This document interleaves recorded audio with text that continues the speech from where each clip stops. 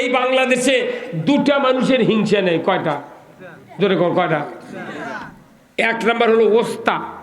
ওস্তা চেনেন? ওস্তা কাক কয়?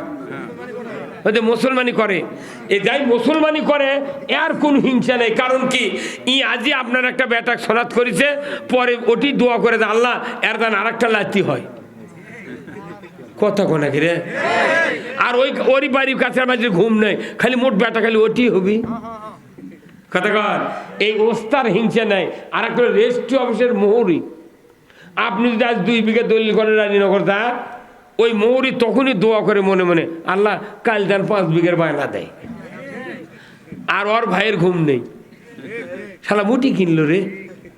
কত মানে এই দুটা সম্প্রদায়ের হিংসা নাই, কিন্তু ওরা আবার টাকা খায় খুব। এই এদের দুদকের থেকে এখন ধরা পড়েছে, এই রেজিস্ট্রি অফিসে ঘাবলা হচ্ছে বুঝছেন। টাকা হায় হায় হায়, চতুর্দিকে বাংলাদেশে টাকা মারা খাচ্ছে, চতুর্দিকে। এই যে ধান, আপনাকে এই শাল্লা ধান কি দাম? এটা কি কথা? এই ধানের দামে আনাও কমেনি, এই ধান সিন্ডিকেট করে বিক্রি হচ্ছে। আমার গ্রামে একটা ব্যাপারে আছে, ওরই কাছে আবার আর একজন কিনে যাচ্ছে। এগুলো শাল্লার ধান, সবাই দিনাজপুরের ভিত্তির মেমো দিয়ে চালান হয়। কি নিচ্ছে এটি, কি ভিত্তির মেমো দিচ্ছে চালানের দিনাজপুরের। এই ধানগুলো নিয়ে যা চিটাঙ্গের ফাটিক দিচ্ছে, প্রাণ কোম্পানির, বিভিন্ন কোম্পানির ওরা চাউল করে 1 কেজি 2 কেজির প্যাকেট করে বিদেশত দিচ্ছে, লক্ষ কোটি কোটি টাকা লাভ করছে। এটি 1900, আর আমার গাঁওতে লোড করছে 2 ট্রাক 2050 টাকা করে লোড করছে।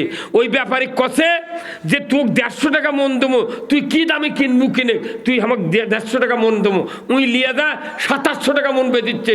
ওই সেটা আজ 2 ট্রাক চলে গেল।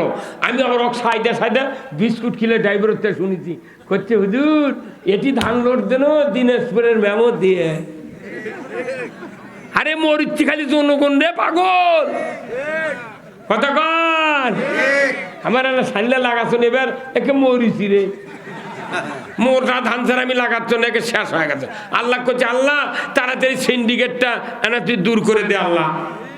কতক্ষণ সকল জায়গায় দূর করে। এই বাংলাদেশে একটা হিন্দুর দ্বারা ইসলামের 1 তিল পরিমাণ ক্ষতি হয়নি। সকলে ঠিক করলেন না গা? কোন হিন্দুর দ্বারা কি ইসলামের ক্ষতি হচ্ছে? কোন হিন্দু কি আমাকে না মামলা করছে? কোন হিন্দু কি গালে? কিন্তু আমাকে সজাতি গালে।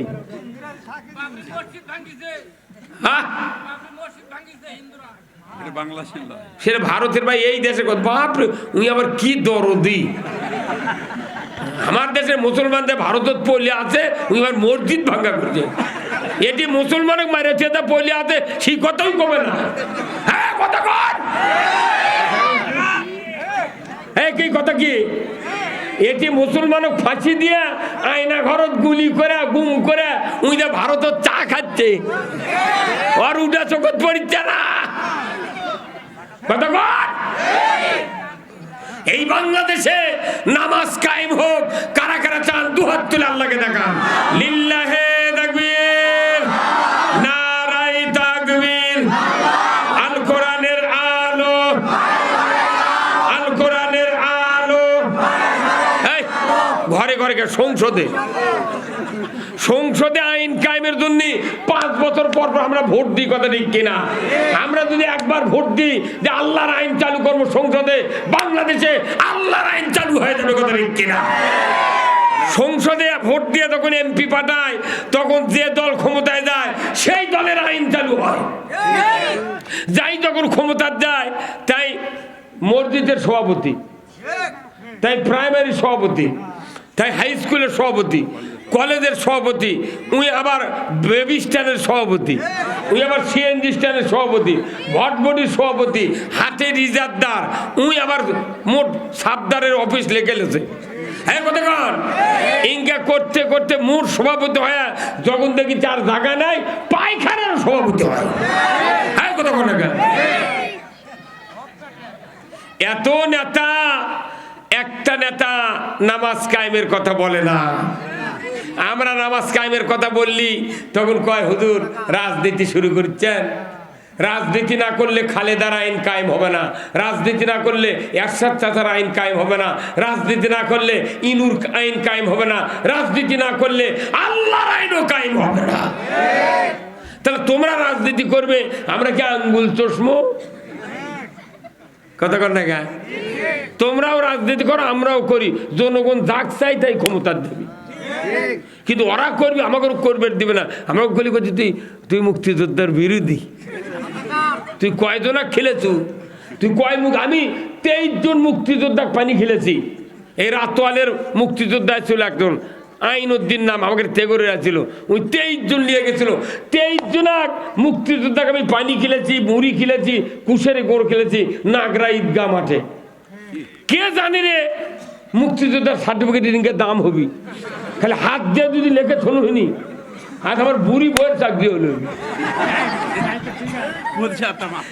স্বাধীনের পর বাপ জন্মিছে, তারই বেচা মুক্তিযোদ্ধা হতে, ঠিক কিনা? ওরা মনে ওরাই দেশের মালিক হতে, তোর বাপ বানাচ্ছে দেশ, দেশ পুরা বাংলাদেশের ইমানদারের কথা, ঠিক কিনা? পুরা জাতির, হিন্দু মুসলমান বৌদ্ধ খ্রিস্টান সবার বাংলাদেশ। মুসলমান হয় আল্লাহর আইনের বিরোধিতা করে, মুসলমান হয় আল্লাহর দল যারা করবে চায় তার খুব ধরে ধরে জেলত তোলে। বাপরে, আমার 14টা মামলা দিয়ে জেলত তোলে, আবার ওরাই কয় না হয় হুজুর জেলখানা সুন্নত। কি চোর রে আনারি করছে জেলখানা সুন্নত। তা আমি বলো তো ভাই, তাহলে তুমি মেসাকের সুন্নত মানলে, মিষ্টিকার সুন্নত মানলে, টুপির সুন্নত মানলে, পাঞ্জাবির সুন্নত মানলে, তো তুমি এই এত বড় একটা সুন্নত ছাড়বে কে? তো মাই করে দিয়ে থুয়েছি, 4 দিন থাকলে ভোগ মা করে ডাকপুরে।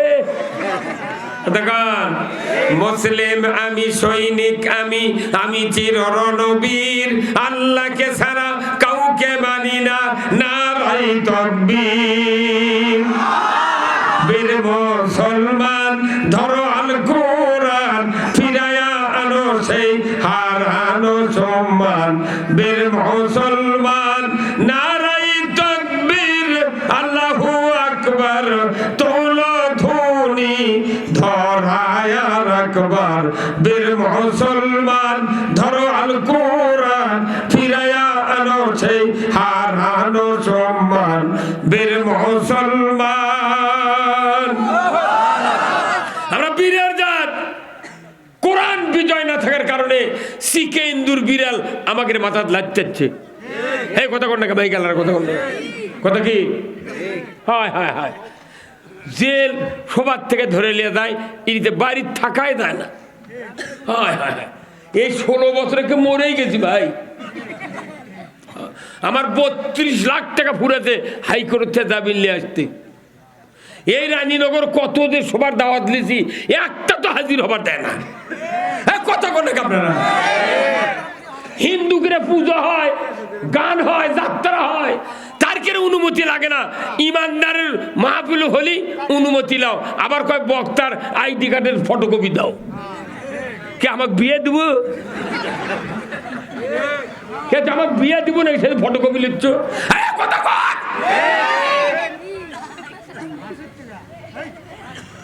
কথা ঠিক কিনা? আমি বাপের সাথে 10 বছর বক্তৃতা করছি, আর বিয়ে করার 12 বছর আগে থেকে আমি ইমামতি করি। 201টা বিয়ে পড়াছি, বুঝছেন? তো এই আজ থেকে 45 বছর আগে এক বিয়ে পড়াছি আমি। আমার বক্তৃতার বয়সই 47 বছর। 45 বছর আগে বিয়ে পড়াছিলাম আমি একটা। সেই মানুষের সোল হচ্ছে একটা বেটা সোল। তাই বড় হতে হতে এই 13 সালে ওই বিয়ে পরে যে বেটা হচ্ছিল ওই আমার নামে মামলা দিয়েছে। কি দুঃখ রে! যখন বিয়ে পড়াছি এই সোল, হ্যাঁ তাই মামলা দিয়েছে ভাই 13 সালে। সেই দিন ধুলার ঘাটার ধুলা লিয়া লাখত পরে দেব তৌবা করছে, আল্লাহ জীবনে বিয়ে পড়াবো না, তোর বউ পাশকে আমি তুই সোল হয় কোনিতে দেখিতে না। এই কথা কর, আমাকে কি পুতুলের মতো লাচ আছে, চোটে নেতা এসে কয়ে হুজুর দেখে শুনে কথা কবেন, কে কি দেখা লাগবে রে? তা আমি কোন ভাই আমি তো কোরআন শরীফ মুখস্থ করে যাচ্ছি, ধীরে ধীরে বক্তৃতা আয়াত মুখস্থ করছি, তো দেখে করতে তো অনেক সময় লাগবে, তো তুমি পাশে থেকে কয়া দাও, আমি শুনে শুনে কমো, দেখো আর নেই। হ্যাঁ হ্যাঁ, পায়খানা করে ঢিলা কলুবলা মোস্তাহাব, গরমের মধ্যে কোন ঢেল আগে, শীতের মধ্যে কোন ঢেল পরে, এটাই জানিস না। আমাদের কাছে শিখে দোয়া কুনুত ধরলে ওর বাপও পারবে না। আল্লাহ যে বাঁচাছে বুঝছেন, এই বুড়া বুড়া রাজনীতিবিদ মোট সরিয়া দেয়, কালাসল ছাত্র দিয়ে আল্লাহ যে কাম করেছে রে, কি কথা রে, বউ নাই সোল নাই রে, 4 পাশের একটা ছাত্র পুলিশের বকত মারতে ঘুষি, অক্ষতিকারী তুই পুলিশকে মারলু কে, কতি আমার ভাই গুলি করছে, কালা চললে লাভ দিয়ে তো ঘুষি মারছে। দুঃখের দুঃখের কথা, কথা কোন লাগে, দুঃখ কোথায় গেল, কোথায় আমরা পালাবো না, তে কোনটি আছে তোরা না, চাকা গাড়ির চাকা খালি নিচেই থাকে না, নিচকেরটাও উপরে ওঠে, কথা ঠিক কিনা। আজকে দেখেন এই দেশটা ইমানদারের দেশ, কোরআন হাদিসের কথা বলা যায়নি, টুটি চাপে ধরে। কোনো কোনো নেতা এসে মাইক সরে কয় কানের পট্টি গরম করে দেব। তারই মধ্যে আমরা যে উপজেলার বক্তৃতা দিবার দেয়নি সেটা তো করাই যায়নি। অন্য জায়গায় বহু জায়গায় সভা করেছি, কিন্তু রানীনগর তারপরে নন্দীগ্রাম আমার জন্মস্থান, একটা সভা করবেন দেয়নি। যারা আমাকে বাধা দিয়েছে ওরকে বাড়ি খুঁজলো আর নেই, কোনটি গেছু মানে কোনটি গেছু না, এটা আল্লাহর কুদরত। কোরআন শরীফে একটা আয়াত আছে, এই আয়াতের দ্বারা বিরুদ্ধে চলবে, আল্লাহ বলছেন আমার রাজ্যে তোমাদের বসত করার কোনো অধিকার নাই। আল্লাহু আকবার। সূরা আর-রহমান আল্লাহ তাআলা কোরআনুল কারীম বলছেন ইয়া মাশারাল জিন্নি ওয়াল ইনস ইনিসতাতাতুম আন তানফুযু মিন আকতারিস সামাওয়াতি ওয়াল আরদ ফানফুযু লা তানফুযুনা ইল্লা বিসুলতান। আবার আল্লাহ বলেছেন ও পৃথিবীর মানুষ জাতি, জিন জাতি, তোমরা যদি আমার আনুগত্য না করো, আমার বশ্যতা যদি স্বীকার না করো, আমি রব্বুল আলামিন বলে দিচ্ছি তোমরা আমার রাজ্য থেকে বেরিয়ে যাও, আমার রাজ্য থেকে বেরিয়ে যাও। তাহলে এটা আল্লাহর কথা সূরা আর-রহমানে আছে, যারা আল্লাহর আনুগত্য করবে না তাদেরকে আল্লাহর রাজ্যে বসবাস করার কোনো সুযোগ নাই। নমরুদ আল্লাহর আনুগত্য করে নাই, কথা ঠিক কিনা? নমরুদ তাম পৃথিবীর বাদশা ছিল, আল্লাহর আনুগত্য করে নাই, বরঞ্চ নবীকে আগুনে ফেলে দিয়েছিল। যখন আল্লাহু আকবার। নমরুদ কাকে আগুনে ফেলে দিয়েছিল? একবার আগুনে ফেলে দিয়েছে, এক পুরিয়া মারমো মরিছিল। আল্লাহ আগুনকে বলে দিলেন কুল্লা ইয়া নারু কুনি বারদাও সালামুন আলা ইব্রাহিম। হে আগুন, আমি নির্দেশ দিয়ে দিচ্ছি তুমি ইব্রাহিমের জন্য শান্তিদায়ক আরামদায়ক হয়ে যাও। আল্লাহু আকবার। ইব্রাহিমকে পোড়া তো দূরের কথা, তার গায়ের এক গাছা পশম যেন না পড়ে তোমাকে হুকুম দিয়ে দিলাম।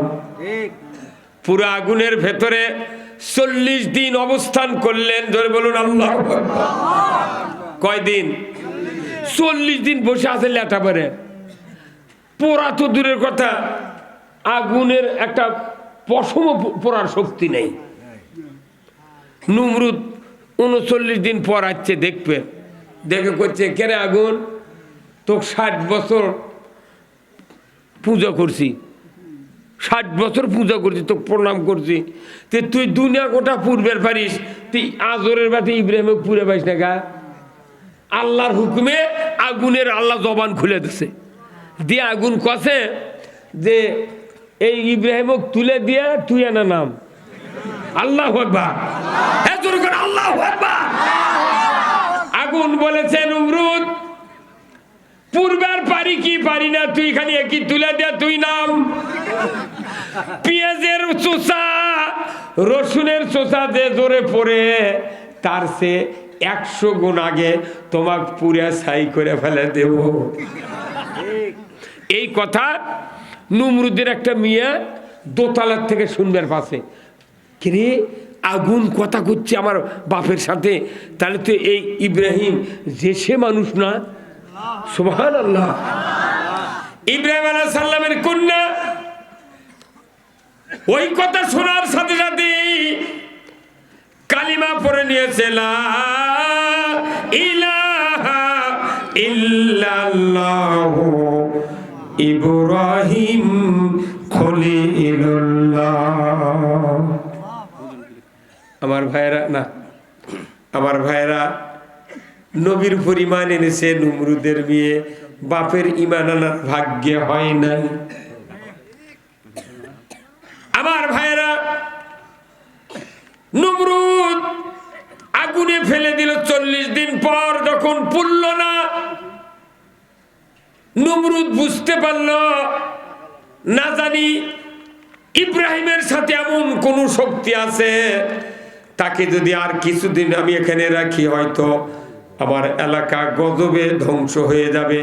অতএব ইব্রাহিমকে নমরুদ হুকুম দিল, ইব্রাহিম তুমি আগুন থেকে বেরিয়ে যেখানে 2 চোখ যায় সেখানে চলে যাও। আর আল্লাহ ডাক পেলেন, আল্লাহ তোমার যে এত কুদরত, আজ যদি গরুর জবান দিলে তুমি, তাহলে পুলিশ করলে নিয়ে যে এটি আছে, হ্যাঁ কথা বলে কোলে নিয়ে এই যে এটি আছে।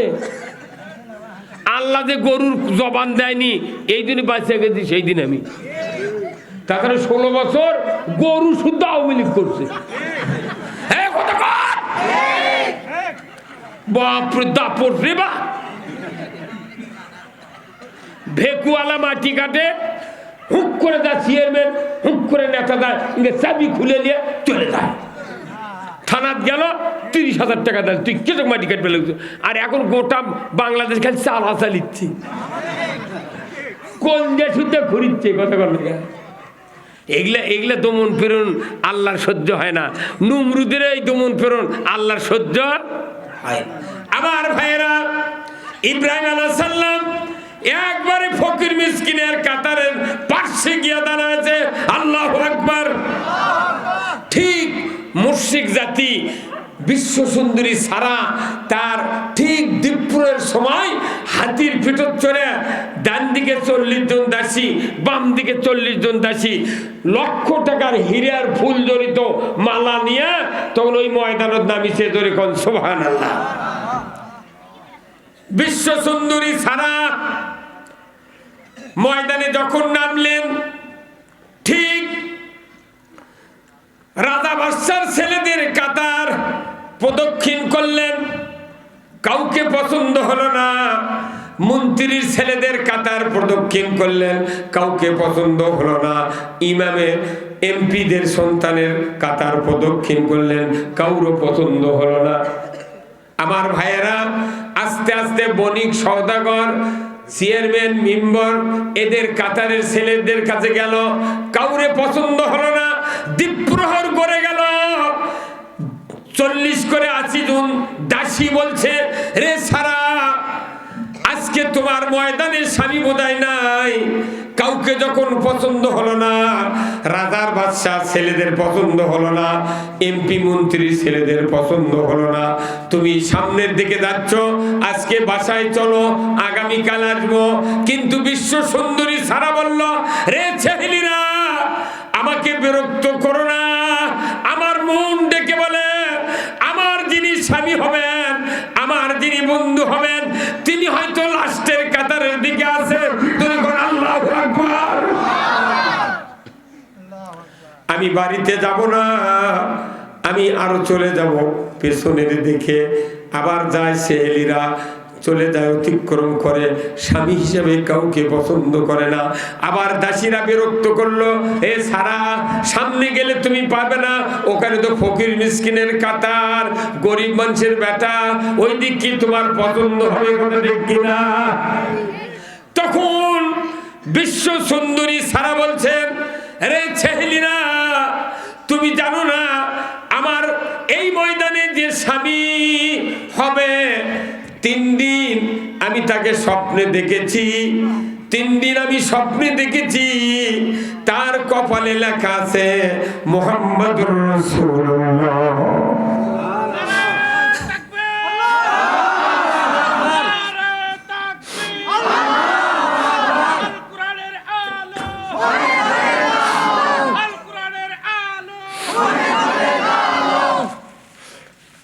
আমি তাকে 3 রাত স্বপ্নে দেখেছি, তার কপালে লেখা আছে মুহাম্মাদুর রাসূলুল্লাহ। ও সেহেলিনা রে, আমার যিনি স্বামী হবেন, আমার মন ডেকে বলছে উনি এই ময়দানে হাজির আছেন। আমাকে একটু সামনের দিকে যেতে দাও। বিশ্ব সুন্দরী সারা সামনের দিকে যায়, যাইতে যাইতে শেষের দিকে যায়, হঠাৎ করে নবী ইব্রাহিমের মাথা চেহারার দিকে নজর করে যায়, দৌড়ে গিয়া লক্ষ টাকা হীরার ফুল জড়িত মালা নবী ইব্রাহিমের গলায় পরিয়ে দেয়। ইব্রাহিম আলাইহিস সালামের গলায় যখন পরিয়ে দিয়েছে, তখন ময়দানের তামাম লোক বলছে, হা হা, ইজ্জত গেল, ইজ্জত গেল। বাদশার মেয়ে একটা ফকিরের গলায় হীরার মালা দিয়ে স্বামী হিসেবে নিয়ে যাচ্ছে। বলুন তো, মানুষের কথা কি ঠিক হলো? কিন্তু আল্লাহ ইব্রাহিম আলাইহিস সালামকে কি মধু, কি চেহারা, কি নূর দিয়েছেন, এটা স্বপ্নে বিশ্ব সুন্দরী সারাকে আগেই দেখিয়েছেন। যখন আল্লাহু আকবার, কাউকে পছন্দ হলো না, নবী ইব্রাহিমকে পছন্দ করলেন। এটা কার পরামর্শ? আমার ভাইরা, নবী ইব্রাহিমকে নিয়ে বাসভবনে চলে গেলেন, বাবার কাছে বিবাহ হয়ে গেল। তামাম ওই সময়কার সমস্ত লোক বেকুব হয়ে গেল। আমাদের চেহারা, আমাদের অবস্থা, আমাদের আর্থিক সঙ্গতি কত ছিল, আমাদেরকে